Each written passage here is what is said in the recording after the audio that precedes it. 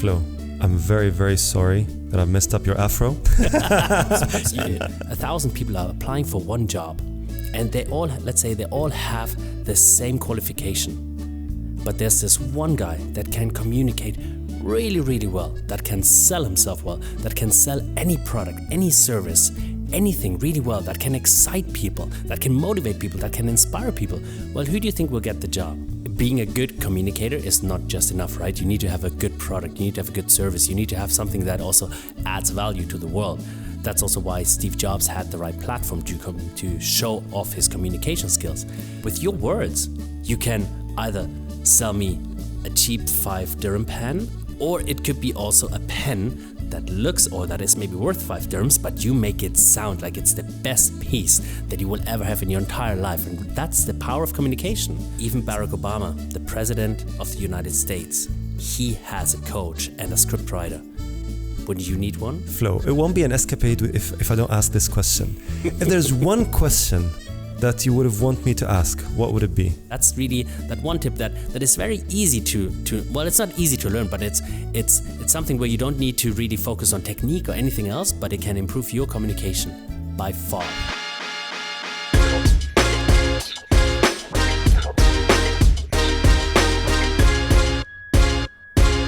Welcome to episode 7 of Escapade, a show about evolving to become the best version of ourselves. In Escapade, I host guests who are adventurous and change their status quo. This is a show that hopefully will inspire you, write a new story, as it would for me. If you feel like supporting my work, consider subscribing, liking, and engaging, as it would trigger the YouTube algorithm and put this content in front of more people. I'm your host, Usama Nouri, and today we are discussing effective communication and its impact on our lives.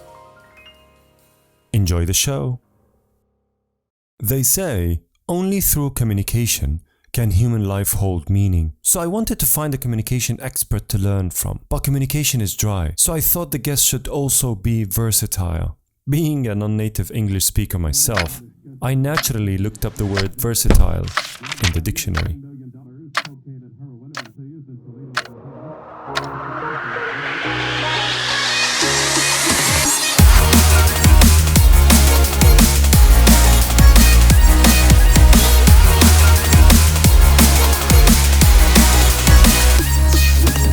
All right, this is Flo clapping. This is Florian Akinbiyi. He is a communication expert who's an Afro-Bavarian. I have coached and helped 1,000 people to become better communicators. My name is Florian Akinbiyi. I work with brands like BMW, like Toyota. I worked with brands like Messe Frankfurt. So as a leader, it's really important, right, that you have the ability to sell your services well, to inspire and motivate your people, especially in this day and age, right? People have, unfortunately, no idea how to present properly. Many people don't. We spoke about the importance of effective communication, why people are not able to communicate well, and how mastering effective communication can have a positive impact on our productivity and life satisfaction in general. Flo, welcome to the show. Very glad to have you here. It's an honor to have you on Escapade. Well, it's my pleasure. Thank you very much. So we start Escapade by usually introducing the talent, but I'll let you do that for me. I'm Florian Akinbiyi. I'm a communication coach, an event moderator, and my background is 17 years of experiential marketing and organizing events. That's me in a nutshell. And what I really focus on, especially now in this special year 2020, I focus on communication coaching, helping people to deliver winning communication. That's what I do. If I start by saying, what's at stake if we don't communicate well? I always like to say 2020 is a very significant year. It's a historic year, right? We haven't had a pandemic or something that really went around the world where so many people lost their jobs, where so many products are not needed, where so many services are out there that are not needed anymore. And in this special year, it's not good enough for me personally, and I think for many other people, to be mediocre when it comes to communication. I think you have to step up your game when it comes to communication, and that's really the bottom line for me. So what's at stake is that if you are now one of, let's say, 1,000 job seekers, and 1,000 people are applying for one job, and they all have the same qualification, but there's this one guy that can communicate really, really well, that can sell himself well, that can sell any product, any service, anything really well, that can excite people, that can motivate people, that can inspire people, well, who do you think will get the job? I can guarantee you the person who's well in communicating. So therefore, that little example already shows you how important it is in this time to be a great communicator. That's a very good point, especially in this day and age where everybody's actually either lost their jobs or they got laid off. And yes, they can be the best at what they do, but if they're not able to sell themselves well, communicating it, whether verbally or even on CV and just written communication, they won't stand out, would they? That's the point. So if we step up a little bit in the ladder of the corporate ladder and talk about leadership, how important communication is for leaders? Well, let's look at a few examples, right? A shining example will always be Steve Jobs, right? Steve Jobs is such a shining example. And yes, of course, and I think that's very important also when you look at communication. Being a good communicator is not just enough, right? You need to have a good product. You need to have a good service. You need to have something that also adds value to the world. That's also why Steve Jobs had the right platform to show off his communication skills. But if you look at the way how he introduced, for example, the first ever iPhone, I just love it. I show it in any workshop that I do because it's a great example how to use humor, how to engage with an audience, how to make a big speech and about a product that is significant. While if you look at other people, many executives in the automotive industry, they just show facts and facts and facts, but it's not an exciting, passionate presentation. And that's really where you see a lot of difference. And also what I love, for example, about Steve Jobs, you know what he did really well? And if you watch the first iPhone presentation, you see that he practiced a lot. And that's really what sets also a great communicator apart from, well, let's say an average communicator. So as a leader, it's really important, right, that you have the ability to, sell your services well, to inspire and motivate your people, especially in this day and age, right? And then also that you can reach out and that you can also present yourself, your company to the entire world. And that's what a leader definitely needs. So it's about selling your service, about understanding what you have, but also being able to practice communicating it in the most efficient way. But my question is, I think, from my own observation, I feel like people are not communicating well. The communication part, I don't even think, I haven't studied it back in college or even back in school. We studied physics, chemistry, mathematics, all sorts of dry science. But communication although it's I can argue that it's the most important life skill anyone can have, professionally or personally. And yet, I can argue that a large percentage of people that I know in my circles and the wider circles do not communicate well. Why, in your opinion? You already touched on something, and I'd like to take you back to my past, right? So when I was in school, there's two significant experiences that I would like to share here. Number one, when I was maybe in sixth, seventh grade, we had to write a fairy tale. And I love fairy tale. I was reading thick books, 3 thick books full of fairy tales right before that test came up. So I knew all the fairy tales. So it was very easy in my mind to construct any fairy tale. They gave me the theme and they said, you need to include these couple of objectives. Not a problem. My weakness was always grammar. I had in this test, I think about 90 grammar mistakes, but I got a B minus, which is a 2 in Germany. So the second best grade. But she said that it's amazing how you constructed it and you did it all well, but the grammar is where you fall short. And here is what really struck out to me, because I just actually, when I was in Germany last week, I got this specific fairy tale and I read through it and I read through her comments. And what struck me is really that, yes, she picked up on he did this well and she gave me a good mark. And then she said, you need to sort out your grammar. But she never said like, you know what, this is such an amazing piece of fairy tale that you created, such an amazing content. Maybe this is something that you should also improve on. It was only, this is your weakness, sort this out. And yes, this is good. I tap you once on the back, but that's about it. That's where we stop. And that's actually, I find that actually quite sad, right? That a teacher wouldn't pick up on, well, there is a bit of a gift here, and a bit of a skill and a bit of a talent, but she never picked up on that. She just said, okay, I tap you once on the back, but that's where it stays. And because that's how the school system works. And then there's another experience. I had 2 presentations in 13 years of school. 2 presentations where I stood prepared in front of the class and had to present. And that's my generation. I'm now turning this year 40. So you can imagine how many people my age are out there. And we never had the chance to present and to practice the skill. And on top of that, now we're all presenting in front of Zoom. Not everybody's going down the route that you're going down, where you go the extra mile, where you educate yourself how to communicate in front of a camera and. So therefore, people have, unfortunately, no idea how to present properly. Many people don't. And then on top of that now, virtual communication. So if you don't educate yourself around these topics, then I can blame you. Then the added complications of technology and setting up things and going through whatever technical issues will just hinder your communication even further. Absolutely. And that's exactly. And that's one of the reasons people don't understand communication well, is because they're not taught communication. But what do you think about empathy, listening, hearing? Because people, when for the longest period of my life, the moment I listen or I hear the word communication, I think of me speaking.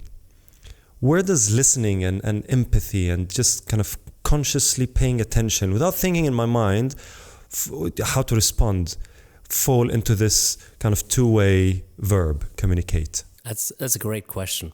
Well, first of all, I'm a communication coach, so I do focus more on the speaking.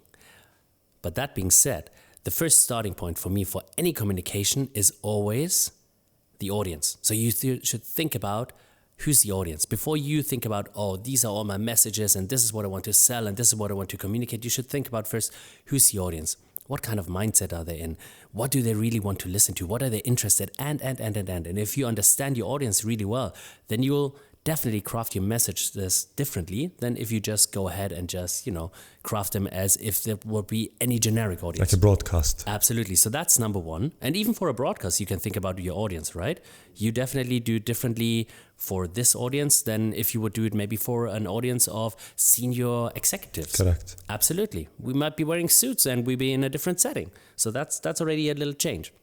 And then, of course, I always like to say, and that's something that I picked up from Toastmasters. Toastmasters has this beautiful, beautiful saying that public speaking is an amplified conversation. And there's 2 things that stand out here for me. Amplified and conversation. Amplified because you need to do more here. When you stand on a stage and also when you are doing a presentation online, offline, whatever it is, you need to do more. That's the amplification. And the second part, it's a conversation. It's not good enough to just shoot at somebody. You also need to listen. And that's where empathy comes in. What is it that we need to do to better communicate, to make communication a success? Especially, let's talk about specifically for sales. Because the moment in corporate world, when you talk about communication, you're talking about salespeople trying to close a deal, trying to make sure that they're able to convince their clients with whatever service or product they're trying to sell. But then the first thing that comes into my mind is, sell me this pen, right? I love that one. Exactly. And then you see that whole clip and you just wrap your head around it and you find that it's just one thing, it's communication. And communication, it's all full glory, which is the listening, the empathy, the way you talk, the confidence, the presence. What do you feel about that? Absolutely. I don't think there's a short answer to that, because if I would have a short answer, I wouldn't have workshops that take days. However, there's a few things, and your example of sell me that pen, the Wolf of Wall Street, that's a great example. I had this one significant, really experience in my early professional life. I was doing an internship at an event agency, and before my entire background was action sports, snowboarding, surfing, and all these kind of events that I was organizing. And so therefore I was never exposed to, let's say, a corporate world and to a more professional and luxurious world. So I was doing an internship and we were working for the 24 hours race in Le Mans for the brand Audi.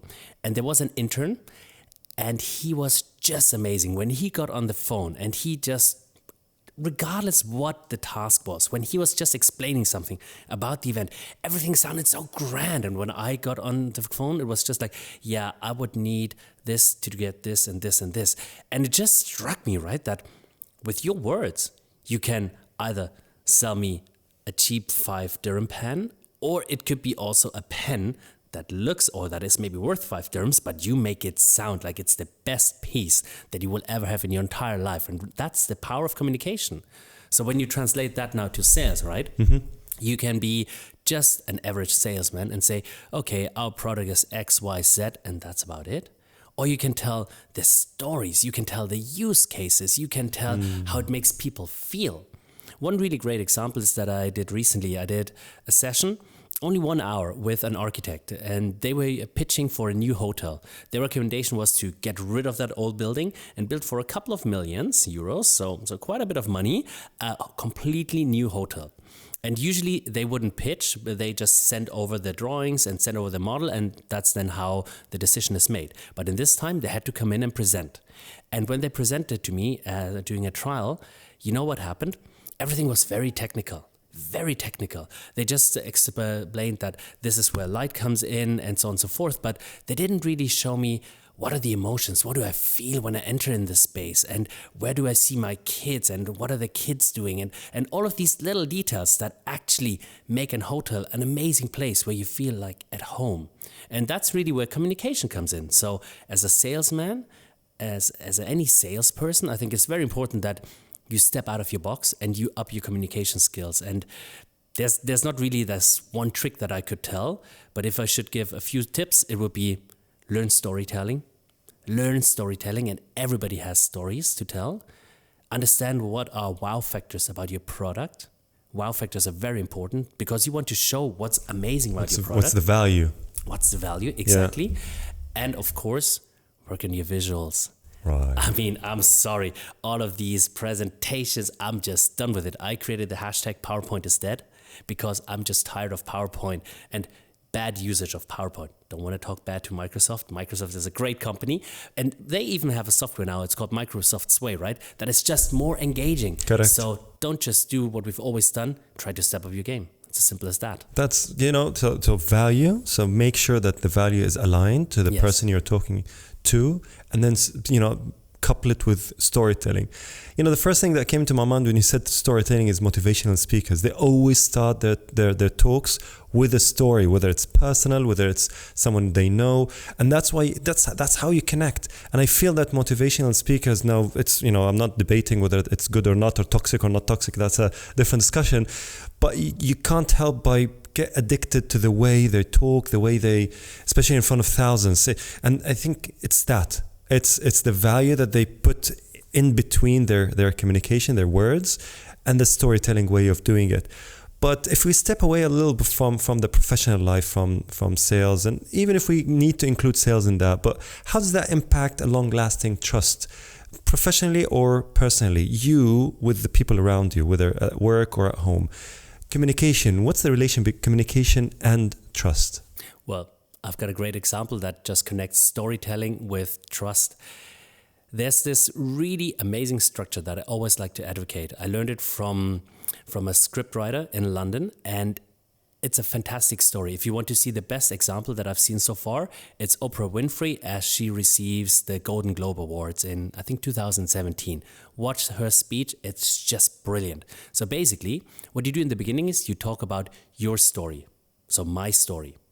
Then you go to our story. So from my story, where I'm sharing something with the audience, where I'm opening myself up, where I'm showing who I really am, then I'm connecting it to our story. I'm showing that I'm one of you guys. I'm one of the tribe. We all are the same. And then you take them together into the future. What's next? So my story, our story, what's next? And you can translate that into sales, into any professional speech or any personal speech. And it's amazing because that establishes trust. And then you show that we're one of them, so even more trust. And then together, now that we trust each other, we go into the future. And that all with the power of communication. That's wow, okay. So trust is gained by making sure that the person you're talking to belongs to the same tribe as you are, whether it's the pain points, whether it's the future, whatever it is, and then you feel that trust. So if you're the one who's trying to sell something, if you're the one who's communicating, when you establish that link, then trust will be established. And if you maintain that link, this is how you maintain that trust.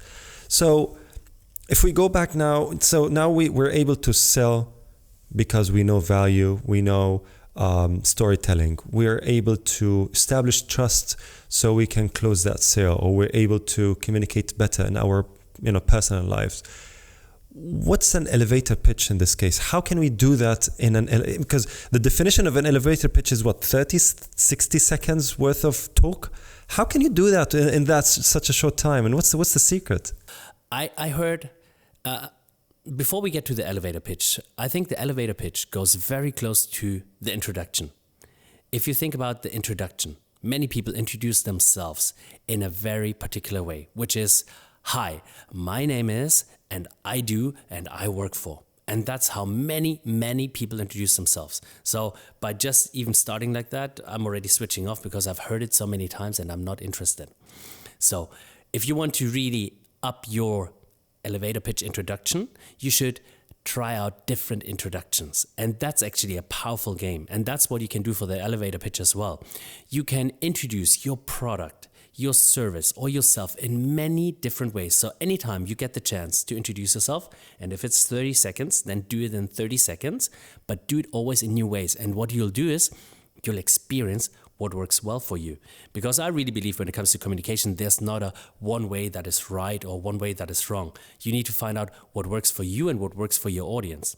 And I'll give you an example. I was once in an elevator, two top sales guys, really good guys. They got into the elevator. They asked me, hey, what do you do? I'm like, I'm a communication coach. And he's like, oh, we're communication coaches. And we're like, da-da-da, and we're so good. And I'm like, well, I really believe that you guys are good. But just think about this. Even Barack Obama, the president of the United States, he has a coach and a scriptwriter. Wouldn't you need one? And they're like, okay, let me book a session with you, wow. Right? So I didn't really pitch who I am or my credentials or anything, right? It was just one question that I pushed to him, and that was enough to get him thinking. So I really think with the elevator pitch, there's not one right or wrong. You have to find out what works in this specific situation and for this audience. But you sounded like it was a quick wit, or was it a prepared sort of script, or did you practice that? Because I've read a lot about elevator pitches, and people say, you know what, memorize a couple of sentences and then see how it goes and keep on repeating them. Others say, you know what, no, you have to know your audience and kind of quickly come up with. But not everybody can have this quick wit where they have that sort of response on the spot. What's the tip that people can take? Well, you just touched on something very interesting here. You asked me if I've used that before. Yes, I have, right? For me, in communication and workshops, I always like to open people's eyes by saying, think about any politician. They have scriptwriters. They prepare for speeches. They don't just go in and present. So why do you do that, right? So I've been using this one for a few times, and I know that it works because when you compare what you're doing to someone else who's really successful, it really opens some people's eyes. So it's true. Yeah. You have to prepare for the elevator pitch. Absolutely. You have to know your stuff and condense it in these few sentences that when you say it, it's that much natural in that much little time. Absolutely. And just to give you another example, right? When I introduce myself, I could introduce myself, hi, I'm Florian Akinbiyi, or I could say, I'm an Afro-Bavarian. Which is more interesting. Yeah. Exactly. My heritage is from Germany and Nigeria. Or in another case, I could introduce myself with, I have coached and helped 1,000 people to become better communicators. My name is Florian Akinbiyi. Or I can do something and say, I work with brands like BMW, like Toyota. I worked with brands like Messe Frankfurt, and name a few brands. If that's what I want to do, there's different ways. So you need to just try out what works for you. But practice and prepare is definitely key to success. Okay, so first part was about the introduction to the communication as a topic, as a concept, as a life skill that we need to master, right? To be successful in personal and professional life. But then we talked about the applications of good communication skills in sales, establishing trust. A little, dive into the elevator pitch and what does it take to have a good elevator pitch?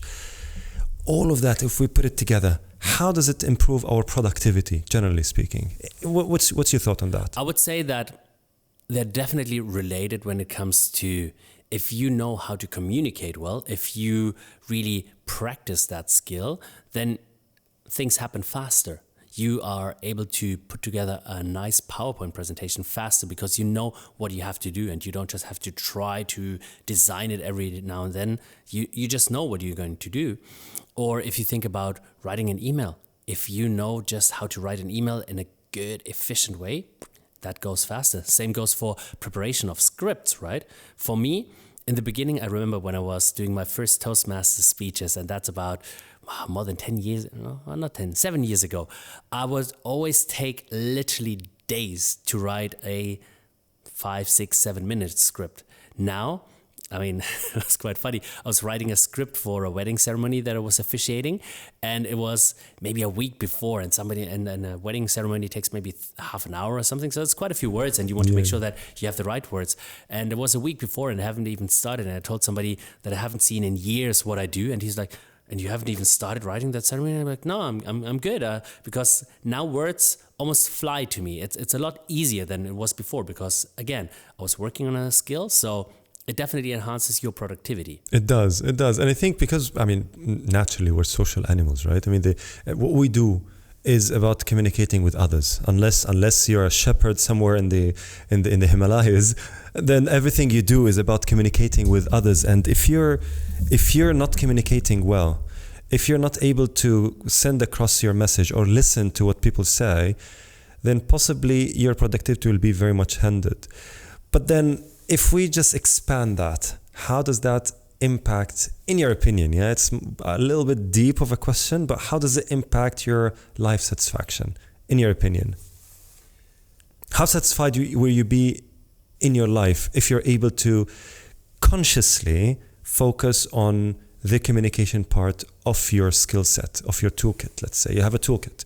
You know management, you know strategy, you know science, you know research, but then also you know communication. The thing that I seldom hear anyone talk about developing in themselves, unless they have to, like you said, a politician or a leader who has to be in front of cameras all the time. But then the general public, if they consciously focus on developing their communication skills, what do you think will happen to their outlook to life, generally speaking? That's a good question. And I had to, while you were asking that question, quickly reflect on myself. I break it down into professionally and private life.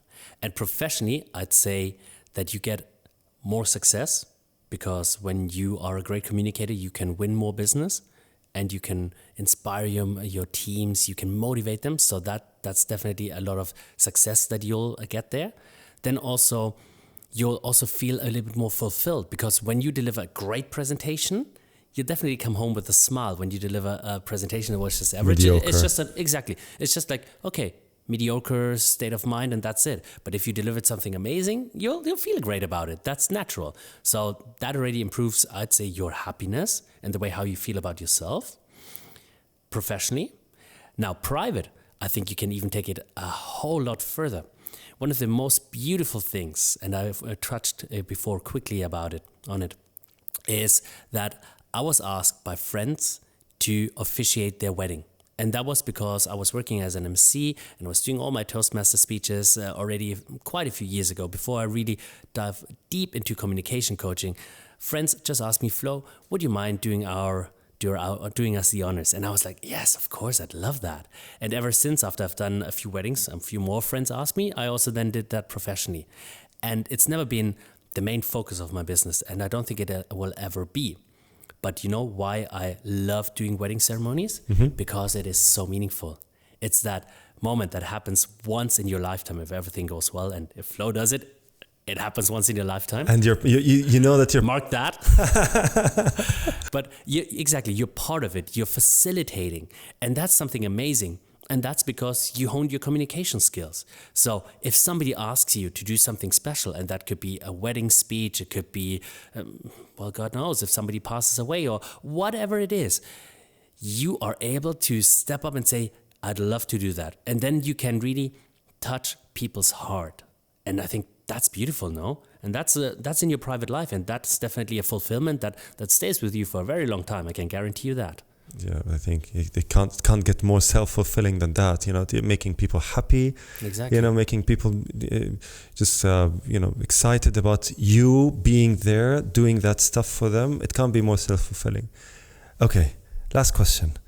Flo, it won't be an escapade if I don't ask this question. If there's one question that you would have want me to ask, what would it be? I would ask myself, what's in your opinion the most important, or one of the most important ingredients when it comes to communication that we all should do more? That's the question you mean? That okay. would be the question. So that. And the answer is authenticity. And I didn't touch on it earlier, and I always wanted to just slide that in because authenticity is so important. I can only tell you from my story, right? When I started my communication journey, when I did my very first Toastmaster speech, I had my cue cards and I was reading off the script, and there's nothing wrong with that, but I was just very stiff and I didn't show my real self. It's like reading from a teleprompter. Yeah, and there's nothing wrong with that. You can also have a lot of authenticity in that. However, I was not able to show my personality. And my wife, she watched the speech and she said, Flo, it was good, but you didn't show your real self. You weren't your full real Because she self. knows you well. Yeah, and I didn't even know. I'm like, what do you mean? I don't know. How can I be more myself? And it took me really years to understand what it means to be authentic, what it means to show more of myself. And I've seen that with professionals, with a CEO, I've seen it with a lawyer, I've seen it with a coach, I've seen it with all industries, that people like to put themselves in a box and they stick in there.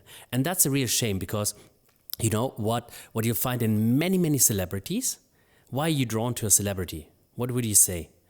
Usually because they're natural. You don't feel they're acting. You don't feel they're acting, right? And if you look at any actor, you always find throughout most of their roles, you find some similarities because they're showing their real personality, and that's the beauty of it. That's authenticity. So if you, in your professional life, in your private life, show off more who you really are, show the world more who you are, let your light shine more, then your communication definitely becomes something else. And that's really that one tip that is very easy to well, it's not easy to learn, but it's something where you don't need to really focus on technique or anything else, but it can improve your communication by far. Just being authentic, not trying to be someone who you're not. Exactly. Flo, I'm very, very sorry that I've messed up your afro. You did. Your microphone did. So I hope that you don't have a grudge against me, but thank you very much for being in the show. I really enjoyed it. I hope to see you soon. Absolutely. Thank you. My pleasure. That's it for this week's episode of Escapade. If you feel like supporting my work, consider subscribing to this channel and reach out if you'd like me to talk about a special topic. In the next episode, we're going to continue our journey in finding what would it take to make us ready. If you want to be featured on a future episode, I'm happy to talk. Thank you so much for watching and listening. Appreciate your support. Until next time.